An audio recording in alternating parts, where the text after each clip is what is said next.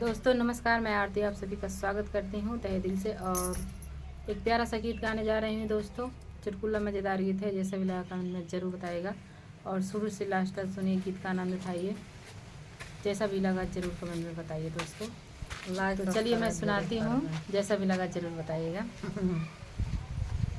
भैले बाटे घर में जरनवा बलमोह में अलगा कराईदा। भैले बाटे घर में जरनवा बलमोह में अलगा करादा। अलगा करादा हो अलगा करादा, अलगा करादा हो अलगा करादा।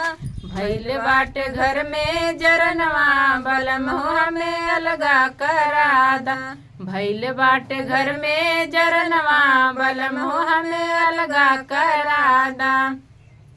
लेबन भैंसिया पिया लेबन गाई हो, लेबन भैंसिया पिया लेबन गाई हो। दे देता थरिया बरतनवा दिलाई दाना थरिया बरतनवा बलमोह में अलगा कराईदा।